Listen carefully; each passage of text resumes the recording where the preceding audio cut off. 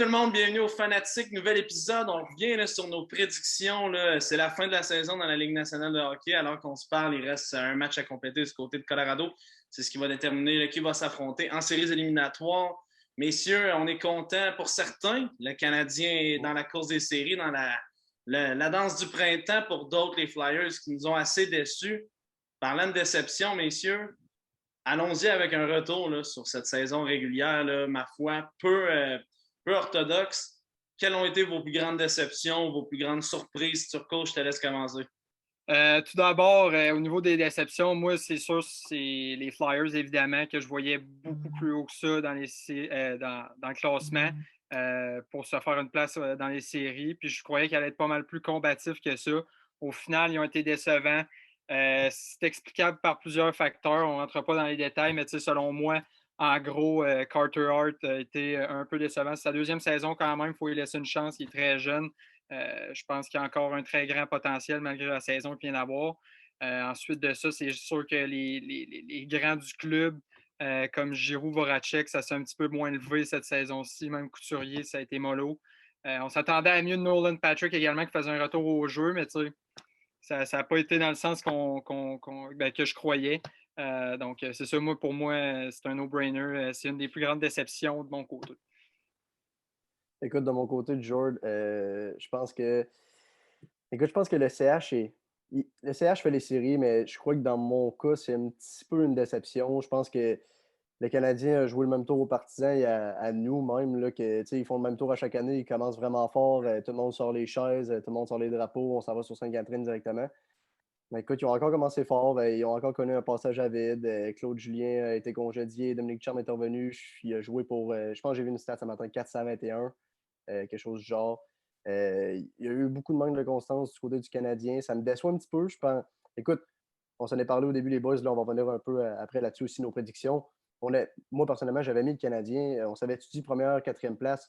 J'avais pas vraiment d'idée en tête. Mais écoute, je pense que c'est le début de saison qui était trop bon pour le Canadien. Fait que c'est ça qui m'a déçu, là, qu'après ça, il y a eu un gros manque de constance et tout, le changement de personnel, parlez-en, Stephen White, peu importe. Ça a été une déception. Sinon, George, si on ne veut pas parler de. Parce que, écoute, on va revenir aussi là-dessus, mais les prédictions, là, je pense qu'on était quasiment tout le temps à une équipe près. Fait que, je veux dire, il y a des équipes que peut-être que je ne voyais pas là ou des équipes que je voyais peut-être en série, mais qui n'ont pas été tant une déception. Sinon, là, moi, je pense, écoute, faire le tour vite, là, sans nécessairement que tout le monde m'arrache la tête sur les commentaires, mais je pense que la Ligue nationale, la gestion, comment ça a été géré, excuse-moi, cette année. Écoute, on a vu l'incident Tom Wilson à la fin de la saison. Les arbitres, tant qu'à moi, vont devoir se regarder dans le miroir. Je trouve que la NHL a perdu un peu de crédibilité cette année avec certains événements qui sont arrivés. Fait que, écoute, ça, c'est quelque chose qui m'a déçu. J'ai hâte de voir si les arbitres vont se reprendre en séries éliminatoires. Écoute, totalement d'accord avec toi. Je veux dire, on parle de plus en plus, là, les grandes lignes qui cherchent vraiment à monter, là, de se battre une par-dessus l'autre pour être les plus intéressantes, les plus entertainantes. L'entertainment, c'est le mot qu'on recherche dans le monde du sport présentement. Pour dire que sur le côté de la Ligue nationale, on ne suit pas ce côté-là. C'est une déception cette année, tu as bien raison. Puis l'accident Wilson en est un pur exemple. Écoute, ça a parti en foire, puis c'est très dommage parce que ça fait mal à l'image de ce sport qui est tellement magnifique. Autre que ça, j'aimerais quand même dire ma plus grande déception de mon côté, c'est les Flames de Calgary. Je ne comprends pas comment un club bourré de talent avec un gardien exceptionnel comme ça a fini 6e dans la division Nord. Là. On parle de la division la moins bonne de la Ligue nationale de hockey.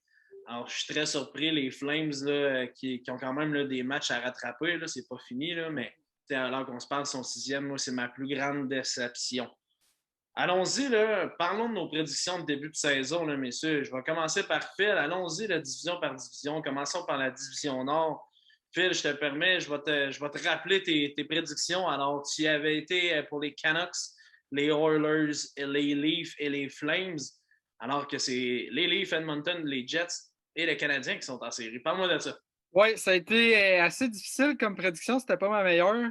Tout d'abord, je vais commencer avec le cas des Flames parce que tu en as parlé. Évidemment, moi, je trouve ça très décevant comme saison de la part des Flames. Moi, je voyais du potentiel monter, puis finalement, ils ont commencé en retard, si on veut. Ça a juste été chaud dans la fin de saison.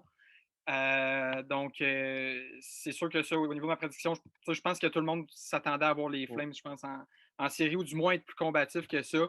pour ce qui est des Canucks, moi, je les avais vus avoir des bonnes séries l'an passé. Par contre, j'ai peut-être pas tenu en compte qu'ils ont perdu des gars comme Markstrom et Toffoli, qui a très bien fait avec le Canadien. Donc, je pense que c'est là que je me suis trompé. Puis finalement, moi, j'avais dit que le Canadien n'allait pas faire les séries. Ben, finalement, ils les ont faites. Ils m'ont surpris. Donc, ouais, c'est ça pour la Nord, de mon côté. Écoute, Gab, si tu me permets à ton tour de te répéter tes choix, tu y avais été avec le Canadien, les Leafs, les Flames et les Jets. Parle-moi de comment tu as trouvé que ces prédictions-là ont été au courant de la saison. Écoute, même chose là, un peu que toi, George, la déception. Puis écoute, si les gens s'en souviennent, puis ont écouté le premier épisode au début, qu'on a fait nos prédictions, écoute, j'avais mis les Flames comme quasiment une équipe qui allait se rendre en finale de la Coupe Stanley. Là, c'était un de mes choix là, qu'on a fait vite au début. Écoute, un peu comme toi, George, écoute, c'est une équipe bourrée de talent. Je pense que les gars comme Sean Monahan, Johnny Gaudreau, pour utiliser la même expression, vont devoir se regarder dans le miroir. L'arrivée de Markstrom, je pensais que ça allait, parce que les Flames, ça a souvent été ça, une bonne équipe qui vont être capables de faire une bonne run en playoff, mais ça va leur prendre un goaler numéro 1. Ils l'ont enfin signé. Je pensais que ça allait, je pensais que ça allait plus faire la différence que ça. Écoute, là, ils ont changé d'entraîneur avec Daryl Sutter. Comme Phil a dit, ça a commencé à être un peu chaud à la fin de la saison avec une course contre le Canadien. Finalement, ça n'a pas porté fruit. Fait que, je pense que c'est vraiment ça la déception. Le reste, là, je pense que ça se tient assez bien là, en ce moment. Écoute, super intéressant. Je vais me rappeler moi-même de mes choix à l'instant. Là, je regarde, j'avais mis les Flames, les Canadiens, les Leafs et les Jets. Écoute, ça c'est se répéter, hein, on le sait, là, les Flames, ils ont tous eu dans cette prédiction-là. Les Jets, qui ont tellement joué du bon hockey cette année, là, on le sait, là, avec les Healers, les Connors, qui ont les Alaba, qui est le défendeur là, du meilleur gardien de la Ligue. Je veux dire, Shifley, Stachny, on nommait Dubois avec l'échange. L'échange Dubois-Lainé qu'on avait parlé dans un de nos épisodes aussi, c'est un gros point tournant dans la saison des Jets. Je trouve que cette équipe-là là, peut être dangereuse là, dans les séries avec un Nikolai Ehlers qui va revenir au jeu, je pense, pour le début des séries. Donc, ça va être super intéressant de voir lui et Connors retrouver le même trio et être explosé. Les Jets là, qui ont quand même beaucoup de buts pour, là, 166 contre 152 buts contre. Ça a été très difficile en défensive. C'est la lacune que je trouve qui est la plus marquante chez les Jets qui pourrait leur coûter cher. Allons-y maintenant là, dans la prochaine division. Le tout se télécharge sur mon téléphone. Alors, allons-y avec la division Ouest. On va changer d'ordre. Gab, tu avais prédit l'Avalanche, les Blues, les Golden Knights et les Sharks. Parle-moi de ça.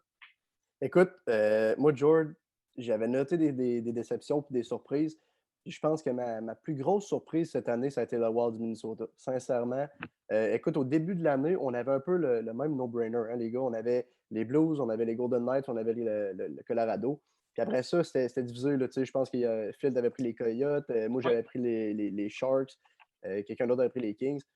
Écoute, moi je trouve que le Wild, là, ça a été vraiment la grosse surprise. Je pensais pas que Kirill Kaprizov allait changer autant je ne vais pas dire l'ADN, mais la face là, du Wild. Quoi. Ça faisait longtemps, là, je pense que depuis Parisé, depuis Ryan Suter, qu'il n'y avait pas eu un vent nouveau dans l'état du hockey. Écoute, ça a été ma plus grande surprise. C'est l'équipe un peu comme les Flames, je pense qu'il y avait un problème devant le filet. Il manquait encore une coupe de pièces. Écoute, là, j'ai pas eu vraiment la chance de regarder vraiment beaucoup de matchs du Wild cette année. Là. Je vois un peu les highlights et tout. Fait écoute, je pense que peut-être Matt Dumba, Jared Spurgeon ont réussi à solidifier la défense au Minnesota. Puis écoute, je pense que l'effet Kaprizov, comme je t'ai dit, c'est vraiment ce qui a changé la donne. Puis sinon, les trois équipes, pour moi, les gars, ça a été des no-brainers. Je sais que Saint-Louis, ça a peut-être été un peu plus difficile. Il y a eu peut-être un creux là, pendant le milieu de la saison. Mais écoute, ils ont réussi à trouver un moyen. Là. Je pense qu'ils ont encore les bonnes pièces en place. Ça va peut-être être une équipe à surveiller. Mais écoutez, les gars, on va revenir avec nos prédictions un peu plus tard. Là. Je pense que dans cette division-là, les no-brainers, c'est vraiment Colorado-Vegas. Écoute, juste avant que Phil, je vais avec toi te parler là, de Kirill Kaprizov. Il faut quand même parler d'un gardien qui est exceptionnel. Il n'y a pas beaucoup eu de départ, mais à chaque fois qu'il est parti, c'était un blanchissage ou une victoire assurée. Je parle de Capo Kakkonen, qui a été vraiment sensationnel pour le Wild du Minnesota. Et que dire de Cam Talbot, qui a vraiment eu une grosse saison. J'ai bien hâte de voir en série. Phil, laisse-moi te rappeler tes choix. Tu y avais été avec l'Avalanche, les Blues, les Golden Knights et les Coyotes, comme Gab a dit. Parle-moi un peu de ça, les Coyotes là, qui ont passé proche de faire des séries. Là, on est cinquième là, à seulement 7 points des Blues. Parle-moi de ça. Oui, c'est ça, exact. Ben, écoute, les Coyotes, comme tu viens de le dire, ont quand même été combatifs tout au long de la saison. Je pense pas que c'était une mauvaise prédiction de mon côté. Ça aurait pu aller d'un bord autant de l'autre. Mais moi, ce que je trouve impressionnant, parce que les trois autres, on les avait tous eus, je pense. Mais moi, ce que je trouve impressionnant, c'est que cette division-là nous prouve vraiment, Mm. après année après année, que ça va être la plus forte, que c'est encore la plus forte. Honnêtement, tu as des puissances dans cette division-là, puis il y en a encore qui s'en viennent. Si on pense aux Kings, aux Sharks, puis cette année, le Wild qui s'est. Désolé, je me suis trompé de division. Ouais, c'est ça, c'est toutes les nouvelles équipes qui s'en viennent là, dans cette division-là Mhm. qui font juste monter. Je pense que ça nous montre que c'est la plus forte de la Ligue. Écoute, c'est super intéressant. Moi, là, encore une fois, là, je voyais avec les prédictions bien vite, j'avais mis l'Avalanche, les Golden Knights, les Blues, et j'avais choisi les Kings en pensant qu'elle allait causer une surprise.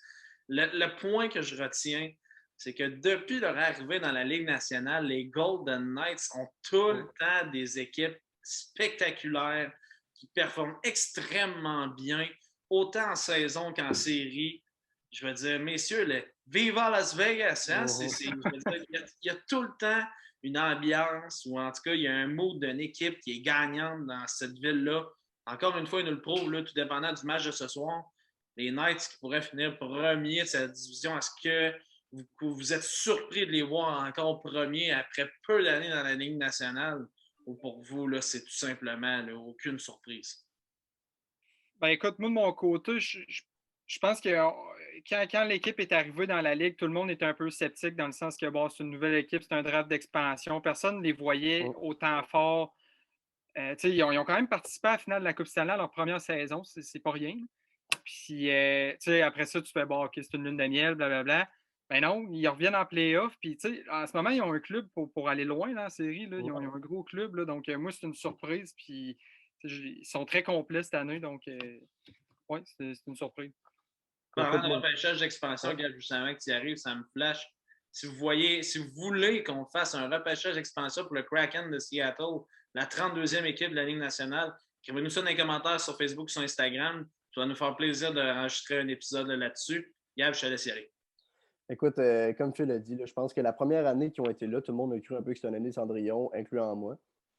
Après ça, écoute, je pense que, tu sais, quand les Golden Knights ont fait leur repêchage, sont arrivés dans la nationale, c'était un peu un paquet de joueurs, surtout, qui jouaient dans la nationale, mais qui avaient quelque chose à prouver. Tu sais, c'était tous des gars comme Jonathan Marchessault qui avait connu une bonne saison avec les Panthers, qui avait un peu un chip on his shoulder, je peux utiliser l'expression en anglais, tu sais, qui était frustré. C'est tous des gars qui avaient quelque chose à prouver. Tu sais, William Carlson, Marchessault, cette gang-là.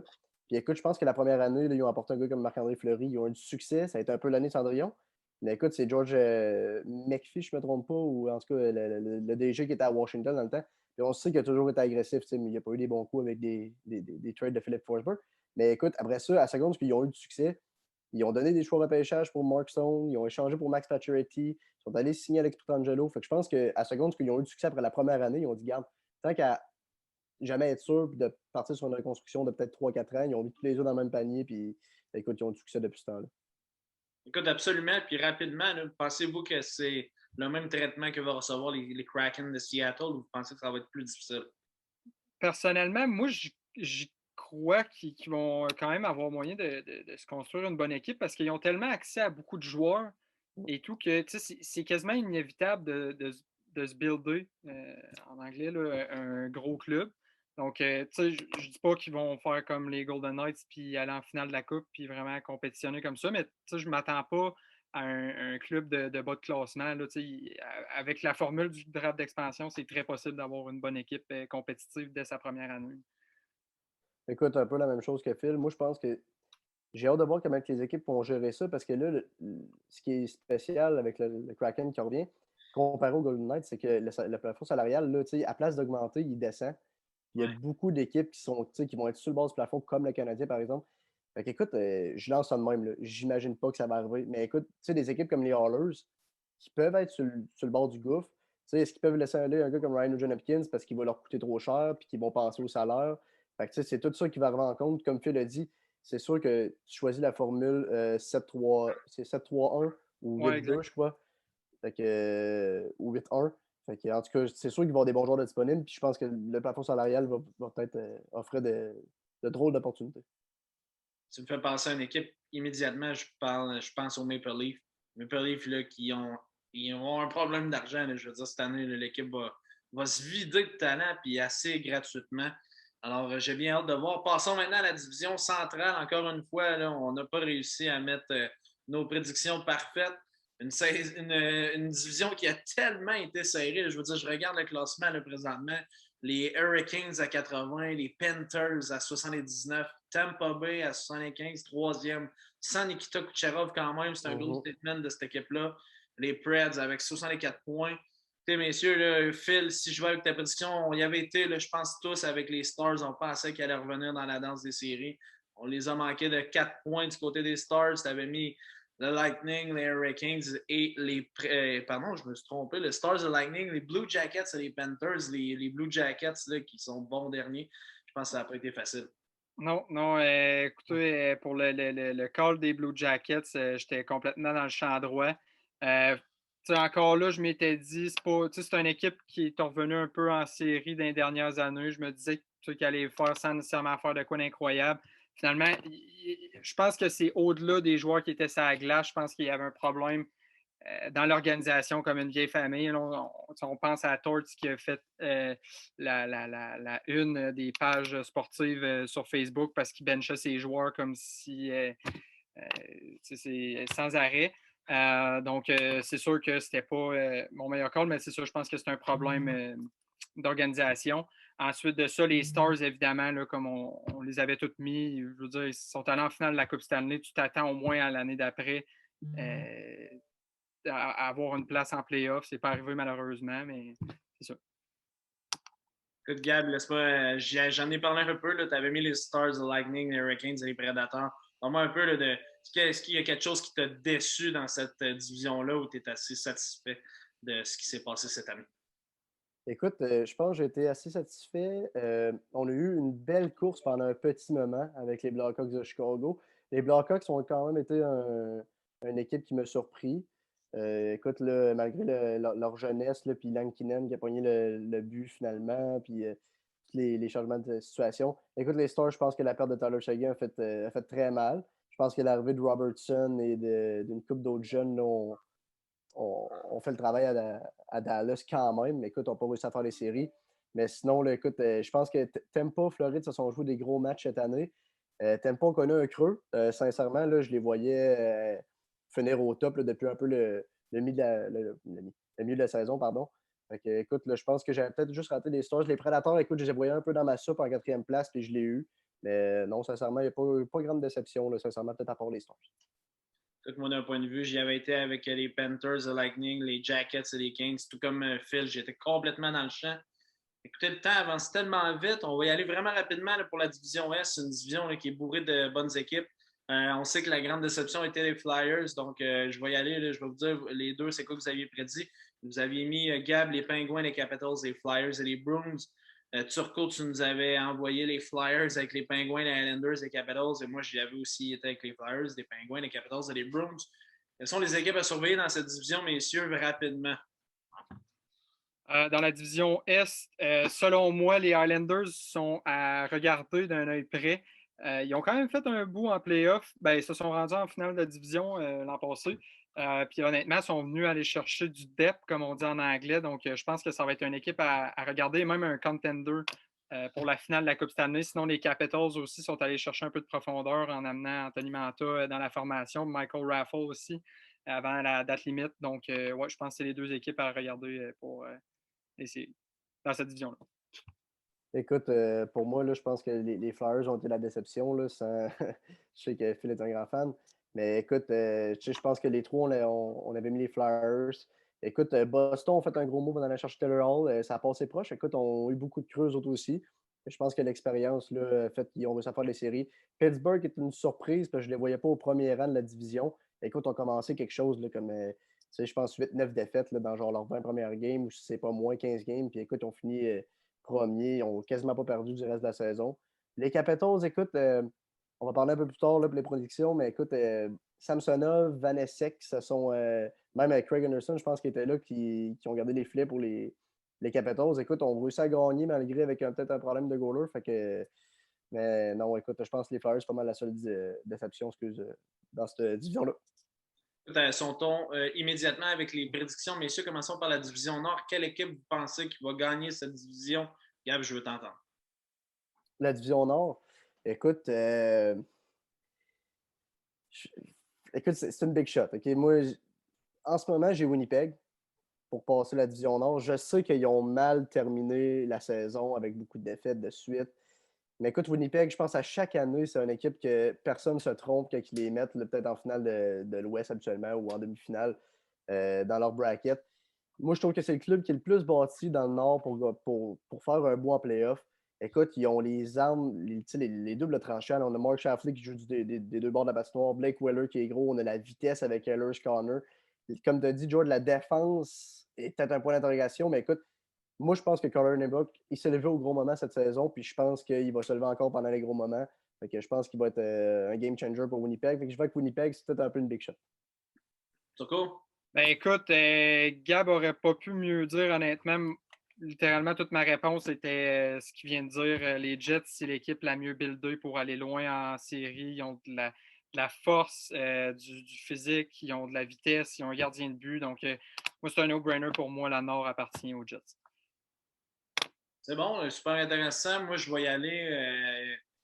J'aimerais ça dire que c'est l'année des Leafs, mais sans farce, je pense qu'il y a toujours un point d'interrogation en série. Donc, on va y aller là, je vais y aller avec les Jets aussi. Je pense que c'est une équipe qui est bien construite pour les séries. Allons-y là, tout de suite avec la prochaine division, la division Ouest. Moi, je vais commencer par moi. Je crois que l'Avalanche du Colorado va remporter cette division-là pour aller dans le Final Four des séries éliminatoires de la Ligue nationale de hockey. Turco, quelle équipe tu penses qui va se rendre C'est entre les deux que ça va jouer d'après moi, mais moi, je vais y aller avec les Golden Knights qui sont très complets et qui ont ajouté un masterpiece en défense. Là, Alex Pietrangelo, là, selon moi, ça vient vraiment compléter ça. Puis ils peuvent jongler avec deux gardiens de but, donc je pense que les Golden Knights vont être champions de cette division-là. Écoute, moi, de mon côté, je pense que c'est un no-brainer, comme tu l'as dit. Ça va jouer entre Vegas, Colorado. Euh, écoute, moi, je vais peut-être un peu plus, je vais peut-être plus avec mon cœur. Je vais aller avec Colorado. Tu sais, rendu là, les gars, je pense que c'est quasiment un coin toss. Là, rendu là, ça va être, d'après moi, un no-brainer, comme je viens de dire. Tu sais, Colorado, écoute, ont tellement une équipe explosive. Les McCarr, les McKinnon, on les nomme. Vegas joue peut-être un peu plus mieux le système, sont peut-être plus responsables. Mais écoute, ça serait une super série, là. Vegas-Colorado, savoir qui sort de là. Moi, je vais aller avec l'Avalanche. Passons dans une division là, qui va être dure de prédire qui va remporter là, puis se rendre dans le final, 4 équipes là, avant les demi-finales de la Coupe Stanley. Je parle de la division centrale. Turco, quelle équipe vois-tu remporter cette division? Écoute, je vais y aller conservateur, un petit peu plus classique. Je vais nommer Lightning, qui ont l'expérience, qui ont beaucoup de talent. C'est une équipe assez explosive aussi. Puis là, Kucherov et Stamkos, j'ai lu tantôt là, que ça s'enlignait pour qu'ils soient en santé pour les séries. Donc, ouais, je vais y aller avec le Lightning. Écoute, même chose pour moi. Je suis allé avec le Lightning. Écoute, c'est un club qui va être dur à tasser. Ce qui fait que j'hésite un petit peu, c'est le fait ils ont eu des creux. Écoute, ils ont joué beaucoup de games, là, les gars. L'année passée, on joué des gros matchs de playoffs. On sont allés jusqu'à la fin. On a recommencé la saison direct, on retourné pour une deep playoff run. Moi, je pense qu'au début, là, si on s'en avait parlé avant la blessure d'Aaron Ekblad, j'aurais mis les Panthers. Mais je pense que ça va créer quelque chose avec les Panthers qui fait qu'ils vont manquer un petit peu soit de défensive ou de leadership. Je pense qu'ils vont manquer de plus de gros joueurs pour de game changer, c'est le mot que je cherchais. Fait que je vais y aller avec le Lightning. Moi, d'un point de vue personnel, je vais y aller avec les Hurricanes de Caroline. Je pense qu'ils ont tellement une bonne saison, puis je pense qu'ils pourraient surprendre le Lightning avec un Kucherov qui va arriver à froid dans un niveau de jeu où les gars vont vraiment être au maximum. J'ai bien hâte de voir, je vais y aller avec les Hurricanes. On s'en reparlera là, assurément dans un autre épisode. Allons-y maintenant avec la section de l'Est. Gab, quelle équipe penses-tu qui va remporter cette division? Écoute, moi, je suis allé encore un petit peu avec mon cœur, mais je vais avec l'expérience aussi. Je suis allé avec les Pingouins. Écoute, moi, je pense ce qui va être vraiment surveillé, je pense, ça va être la série Boston-Washington. Écoute, Chara qui affronte son ancienne équipe en playoff. Puis écoute, Boston, s'ils sont capables de passer Washington, ce que je suis pas sûr, pourrait causer la surprise. Tu sais, Taylor Hall, je pense qu'il joue super bien depuis qu'il est arrivé. On a de l'expérience, on a genre. Mais le point d'interrogation, d'après moi, c'est justement avec la perte de Chara, avec la perte de Krug. Défensive un peu poreuse à Boston. Puis écoute, je pense que Pittsburgh, là, ils ne se feront pas jouer le même tour 2 fois par les Islanders. C'est comme un peu le rematch d'il y a 2 ans. Puis écoute, Crosby, Malkin ont mené cette équipe-là comme des mains de maître, puis je pense qu'ils vont encore avoir le dernier mot. Super intéressant, Phil. De mon côté, je pense que c'est les Highlanders qui vont sortir gagnants de cette division-là. Pour ce qui est des Capitals, ils ont une très bonne équipe. Je pense que cependant, les Highlanders sont un petit peu plus complets. Puis c'est pourquoi je vais y aller avec les Highlanders. Puis comme Gab l'a dit, là, ça va être une super série honnêtement. Les Capitals contre Boston, là, ça va être assez incroyable là, comme série. Puis les gars vont sortir de là brûlés, selon moi. Pour ce qui est de la série Highlanders-Pingouins, les Highlanders ont toujours été un peu la bête noire, si vous voulez, des Pingouins. Ils ont toujours. Les Pingouins ont toujours eu un peu de difficulté contre les Highlanders, puis c'est pour ça que je pense que les Highlanders vont en sortir gagnants, puis qu'au final, les Highlanders vont gagner l'Est. Super intéressant. Moi, je vais y aller comme Gab avec les Penguins de Pittsburgh. Sidney Crosby qui a sorti encore une énorme saison là, pour les Penguins. La pointe d'interrogation, par contre, sera dans les filets. Allons-y maintenant là, avec la question là, qui tue, là, je pense, qui est sur les lèvres de tout le monde au Québec. La série Canadien-Leafs, les gars, je veux vous entendre là-dessus. Écoute, les Leafs, on dirait qu'ils ont toujours la malchance de cette fameuse première ronde des séries. On va se rappeler de ce match numéro 7 contre les Bruins de Boston, messieurs. Quelle déception pour les Leafs. Est-ce que cette année, on pourrait avoir la même chose du côté des partisans torontois? Gab, je veux t'entendre là-dessus. Comment tu vois cette série-là? Écoute, tu as dit un match, mais il y en a eu plus qu'un des matchs numéro 7 décevants pour les Leafs contre les Bruins. Écoute, question qui tue. Comme on s'est parlé un peu off-cam, les gars, là, je pense que cette série-là, si on parle du Canadien, c'est beaucoup de si. On s'en a parlé tantôt. Si Price goal comme il goal en série. Si le Canadien joue comme ils ont joué au début de la saison. J'en passe. Fait que, écoute, je pense que j'ai hâte de voir. On parle beaucoup de l'alignement du Canadien. Qu'est-ce qu'ils vont faire? Est-ce que Stall va commencer? Selon moi, oui. Parce qu'ils ne l'ont jamais enlevé de la formation. Je pense que ça ferait au moins 3-4 games qui ne seraient plus de la formation si, mettons, il n'y avait pas eu un pourparler ou peu importe. Parce qu'on se souvient qu'il a décidé de lever sa clause de non-échange pour venir à Montréal. Écoute, le Caulfield va-tu jouer? Moi, je pense que si on veut checker un petit peu la formation, là, je pense que Jake Evans n'aura pas le choix de faire son début. Je pense qu'on regarde ça, là, les gars, vite, vite. Je pense qu'au départ, Evans ne sera pas de la formation, Caulfield non plus. Moi, je veux voir Dominique Ducharme jouer avec ses trio. Jouer avec sa formation assez rapidement. Parce que si Star, ça ne marche pas au premier match, Keke a perdu sa game aussi. Je ne veux pas qu'attendre que les Canadiens perdent 2 ou peut-être 3-0 ou 2-1 dans une série avant de bouger. Je pense que ça va être important. Écoute, il y a beaucoup de monde qui disent qu'il faut prendre la défense un peu comme Caulfield. Il est tout petit, playoff, ça brasse, mais c'est un des seuls joueurs du Canadien qui est bon en espace restreint. Les séries vont se rétrécir. Oui, il va se faire brasser, mais les petits rebounds, les petits tirs sans angle, les wrist shots rapides, il peut apporter ça aux Canadiens. C'est une pièce dangereuse de plus. Puis quitte à les gars, je veux dire, en série, là, ce que j'allais dire Benjamin, mais Dominique Ducharme, il va falloir qu'il commence à couper son banc de 1. Fait qu'écoute, si c'est d'utiliser Caulfield sur le powerplay, puis de réussir à avoir peut-être plus à Montréal des match-ups contre, mettons, John Tavares ou peu importe, des joueurs de talent de l'autre côté, je pense que ça peut être intéressant. J'ai vraiment hâte. Moi, je pense que le point tournant, on s'en est parlé un peu aussi, les gars, je pense que ça va être Carey Price. Écoute, Carey Price a toujours bien gaulé en série. Je m'attends à un gros retour de Carey. Je pense qu'il va devoir donner une chance aux Canadiens de remporter, si on veut être chanceux. Écoute, je pense que ça va devoir être une situation où le Canadien en score 2, 3 max, puis qu'il soit capable de sortir avec la victoire. Price n'aura pas le choix de faire le travail. Fait que c'est ça. Écoute, c'est un peu pour une petite prédiction. Moi, j'ai Canadien en 6. Puis je pense que, je parlais un peu de ça tantôt là, avec d'autres gens. Puis écoute, je pense que en série, là, les matchs les plus importants, c'est les matchs impairs. Fait que je pense que le match 1 va être le match important pour le Canadien. S'ils réussissent à sortir avec la victoire, ils vont jouer dans la tête de Toronto. Écoute, Toronto, là, ont la pression là, de pas seulement Toronto, mais de tous les fans de hockey. Ça fait des quinzaines d'années qu'ils choquent en première ronde ou qu'ils choquent en série tout court. Fait que, écoute, si le Canadien remporte le premier match, comme je viens de dire, ils vont jouer dans leur tête. Après ça, match 3, super important. Match 1, ça va vraiment jouer dans ces matchs-là, je pense, la différence de ce série-là. Jamais que tu y ailles, Phil, tu as parlé de Cole Caulfield. Gab, moi, je pense que c'est un vrai marqueur. Donc, c'est pour ça qu'il devra avoir sa place dans l'alignement. Phil, je veux t'entendre là-dessus. Je sais que c'est pas ton équipe, mais quelles sont tes prédictions pour cet affrontement-là en série? Mais il faut savoir, c'est pas mon équipe numéro un. J'aime bien le Canadien. J'ai aimé ce qu'ils ont montré cette année. Puis j'aime ça les voir performer. Cependant, je vais y aller avec Leafs en 6. Pourquoi? Ben parce que les Leafs, oui, c'est vrai qu'ils ont beaucoup plus de pression de la part de leurs fans puis du monde du hockey. Ils vont encore faire rire d'eux s'ils perdent en première ronde. Par contre, tu regardes des gars comme Matthews puis Marner qui ont explosé cette année. Gab disait tantôt que quand ils ont perdu contre Boston aussi, les Leafs, ça avait explosé. Par contre, je pense que là, c'est vraiment l'année qui vont se débarrasser de la malédiction de perdre en première ronde année après année. Puis là, ça va se faire. Il y a beaucoup plus de talent du côté des Leafs, mais il ne faut pas négliger le Canadien qui a quand même une équipe buildée pour aller en série. Si on pense à des gars comme Joel Edmondson, Shea Weber, Josh Anderson qui a une shape de série, qui est capable d'aller brasser d'un coin. Corey Perry aussi qui va faire une job de peste devant le but. J'ai pas de misère à le croire. Donc, tu sais, ça ne sera pas une série facile, mais je pense que les Leafs vont s'en sortir. J'ai dit en 6, ça se peut que ça soit en 7.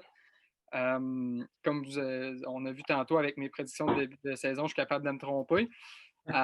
Donc, c'est ça. Mais moi, je pense que qu'est-ce qui va être intéressant de voir aussi dans cette série-là, c'est non seulement voir les jeunes performer, mais ça va être aussi, on va avoir beaucoup de réponses tant qu'à l'avenir du Canadien. Ouais. Est-ce que les Shea Weber, est-ce que les Carey Price font encore la différence? Puis là, il y a un draft d'expansion. Là. Puis on commence à monter dans la masse salariale. Fait que oui, il va avoir le jeu en tant que tel, mais puis il y a aussi l'avenir de Marc Bergevin là, qui n'est pas sûr encore. Donc, il y a beaucoup le futur est vraiment incertain à Montréal. Puis je pense que cette série-là va nous en dire long sur le futur de Montréal. Puis tu sais, on est dans un changement de génération, comme on disait tantôt off-cam. Donc, c'est sûr, je pense que le Canadien va peut-être prendre un nouveau vent de changement. Écoute, George, je connais que tu y ailles vite, vite. Écoute, on a vu les images, là, tu m'as fait penser, Phil, de chez Weber. On les a vues, les images il a commencé à pratiquer avec un bâton gaucher tandis qu'il est droitier, des choses comme ça. Puis j'ai vu là, tantôt, avant qu'on commence, que peut-être quelqu'un serait échappé sur Twitter qui aurait la main cassée. Fait que, écoute, ça va être quelque chose d'intéressant si Weber réussit à être dans l'alignement. Parce que, juste avec que tu y ailles rapidement, George, tu sais, ce que je dis avec Ducharme, c'est que je veux pas. Oui, ça va être des matchs de séries éliminatoires, mais je pense que la NHL a assez changé pour que Eric Stahl, là, oui, ça va jouer serré, oui, ça va jouer physique, il y a de l'expérience, mais la seconde que ça va arriver trop rapide pour lui, ça va être trop. Puis ça va être la même chose pour chez Weber, surtout que les gars, il a ralenti. Puis si là, pas capable de prendre des tirs sur réception en powerplay à cause qu'il y a une main cassée, je veux dire, je veux pas être. Je veux pas faire ça sur la tête à chez Weber, mais il apporte plus grand-chose à l'alignement du Canadien. Fait que ça va être intéressant de regarder ça. George, je te laisse aller. Écoute, c'est super intéressant les deux commentaires que vous avez faits. Ça reste que, oui, il y a beaucoup de choses là, qui vont se décider après cette série-là. Ça reste que selon Elliott Freeman, là, qui a parlé cette semaine, là, le poste à Bergevin serait safe pour l'année prochaine. Son objectif était de faire les séries. La chose, moi, qui me déçoit, pas qui me déçoit, mais je trouve qu'on dirait qu'il n'y a plus cette mentalité de gagnant chez le Canadien. Il y a un nom qui me revient en tête, comme tous les Québécois et Québécoises qui regardent le hockey. C'est bel et bien Patrick Roy. Moi, je vois Patrick Roy avec le Canadien. Ça ferait un vent de changement incroyable avec cette équipe-là. J'aurais bien aimé ça. On va voir. On sait que c'est pris un agent. Donc, on va voir dans les prochaines semaines, prochains mois. Pour continuer, écoute, si les blessures reviennent hanter encore le Canadien, est-ce que ce sera une autre excuse qu'on devrait ajouter à la liste du Canadien? L'année dernière, cette équipe-là n'aurait pas dû faire les séries. Cette année, on se classe en série. Là, attendez, il faut performer. Donc, la pression est du côté du Canadien. Mais comme je pense depuis déjà une semaine, je m'attends à soit une série à sens unique, mais du côté du Canadien, qui vont vraiment prendre les livres par surprise, ou je m'attends à une série très longue. Là, entre 6 et 7 matchs, c'est très long, je veux dire. Vous comprenez ce que je veux dire? Donc, je vais y aller avec les Canadiens en 6 parce que j'aime bien le Canadien. Mais je serais quand même content pour les Leafs là, qui ont des joueurs exceptionnels en Austin Matthews et Mitch Marner. J'aimerais vraiment voir ça. Écoutez, quoi d'autre? Qu'est-ce qu'on peut dire d'autre du Canadien? Là? On le sait, là, on a eu un début de saison incroyable. Écoutez, qu'est-ce qui s'est passé? On en a parlé un peu. Il y a eu les up and downs, si tu peux me permettre l'expression. Les superstars qui n'ont pas performé. Je veux dire, je pense à Shea Weber. Est-ce que vous croyez que, messieurs, ça serait le temps de le laisser aller et de ne pas le protéger pour qu'il parte avec le Kraken de Seattle? Ben, personnellement, après que Gab avait fait son intervention, ben, je voulais rajouter, tu sais, chez Weber, tu l'as vu en fin de saison, là, il commençait à avoir les jambes lourdes. Là. Donc, personnellement, moi, je pense que oui, ce serait le temps de ne pas le protéger. Ça va libérer de la place à sa masse. Puis, je veux dire, chez Weber, fait-il encore vraiment une grosse différence? Je ne le sais pas. Même chose pour Carey Price. Cette année, ben, il y a eu une saison difficile. Moi, je pense qu'il a prouvé dans le passé qu'il est capable de faire la différence, mais cette saison-ci, il ne l'a pas fait la différence. Donc, comme on l'a dit tantôt, ça va être un vent de changement. Il y a beaucoup de choses à venir pour le Canadien, puis ça va être vraiment intéressant de voir ça. Là. La série va en dire long. Écoute, moi, de mon côté, George, là, si on check ça aujourd'hui, je pense que chez Weber, il n'est pas sur ma liste de protection. Je pense que c'est un gars que le Canadien pourrait penser à laisser aller. C'est triste que ça finisse comme ça, peut-être, pour chez Weber, je dis ça comme ça, qui sait, peut-être qu'il va se faire protéger. Mais moi, si j'étais Marc Bergevin, il ne serait pas sur ma liste de protection en ce moment. Écoute, Carey, il va falloir qu'il s'assise avec. Il va falloir qu'il leur demande de lever sa clause de non-mouvement, premièrement. Est-ce que c'est comme ça que je veux que ça se finisse pour Carey Price? Évidemment, non. Écoute, je pense que oui, il coûte extrêmement cher, mais de le perdre dans un draft d'expansion comme ça, je sais que le monde va me dire il coûte 10 millions, il n'y a pas grand monde qui va vouloir de ça, tu gagnes pas avec des goalers, qu'est-ce que tu vas avoir pour? Mais de le perdre dans un draft d'expansion de même, je pense que c'est peut-être pas la meilleure façon de finir pour Carey Price. Moi, je pense qu'il pense peut-être encore gagner à Montréal. Mais écoute, si je vais aller vite, vite, George, là, sur le fait de saison décevante à partir d'un gros début de saison. Écoute, moi, je vais taper un peu sur la tête de Dominique Ducharme. À sa défense, je pense pas que c'était la situation opportune qu'on dit, pour Ducharme. Écoute, moi, je pense qu'il a manqué. Écoute, j'ai écouté les commentaires qui a dit, je sais pas si c'est aujourd'hui ou si c'est hier ou au début de la semaine. Il a dit c'est sûr qu'à la fin, les gars étaient brûlés. Ça, je comprends. Le Canadien a un extrêmement gros calendrier depuis qu'ils ont pogné le COVID. Puis il disait, tu sais, c'était dur de leur en demander de plus en plus à la fin de la saison. Je suis d'accord, mais il y a eu un manque d'ajustement. Le Canadien faisait souvent les mêmes erreurs. Puis, tu sais, je suis d'accord de laisser les jeunes jouer, puis, tu sais, d'avoir un développement. Mais, tu sais, de là à avoir des gars comme Kotkaniemi qui, dans leurs 22 derniers matchs, ont juste 4 passes, aucun but. Tu sais, je veux dire, de jongler avec un gars comme Caulfield, je prends l'exemple de le mettre sur un premier trio, joue un bon match, mettons, lead le Canadien dans les chances de marquer. Le match d'après se retrouve à jouer 8 minutes avec Eric Stahl et Corey Perry. Je veux dire, tu sais, comment tout a été géré, moi, je pense que Dominique Cham, ça partit un peu du blâme. Puis écoute, il y a du monde qui vont regarder le podcast qui vont dire qu'ils vont être complètement contre, il y en a qui vont être pour. Mais écoute, je pense que la façon que le Canadien a géré leur saison, là, que ce soit de Dominique Cham, Marc Bergevin, je pense qu'il y a eu des erreurs à plusieurs niveaux. Totalement d'accord avec toi. Puis moi, je pense à ça. Je pense qu'on pourrait se laisser pour un autre épisode de nos prédictions gagnantes de la Coupe Stanley.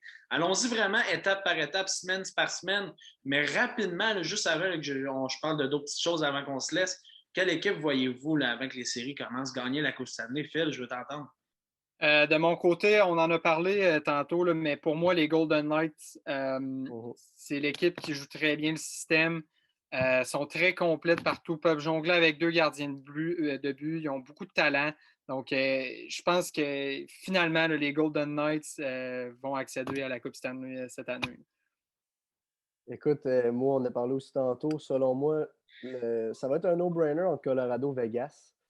Tu sais, si je fais mon checklist vite, vite, j'avais dit Winnipeg, c'était un big shot. S'ils se rendent jusque-là, peuvent causer une surprise. Puis comme on a parlé aussi, George, tu sais, on ne sait pas qu'est-ce qui va arriver.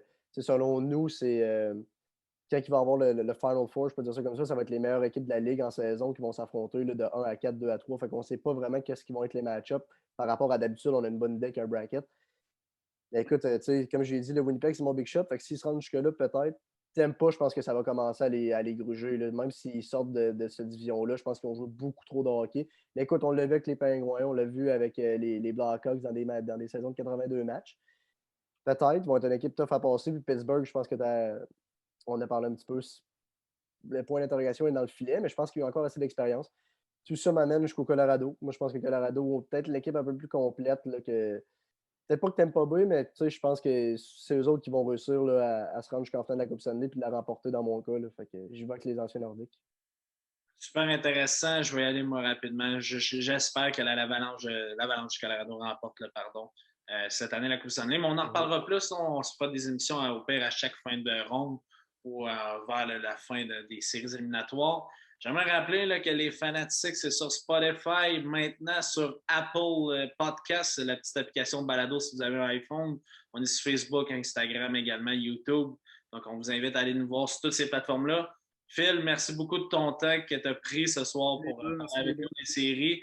Gab, encore une fois, merci énormément d'être avec moi dans ce beau projet-là. Et merci à vous qui nous écoutez. N'hésitez pas à écrire un commentaire et aimer la vidéo. Partagez avec vos amis. J'aimerais aussi rappeler là, que si vous nous écoutez, on va avoir un beau là, challenge là, des séries là, sur notre page, là, si vous allez voir ça. Le gagnant se rapportera un prix en argent. Merci tout le monde. On se revoit bientôt pour une prochaine vidéo. Salut! Yes, sir.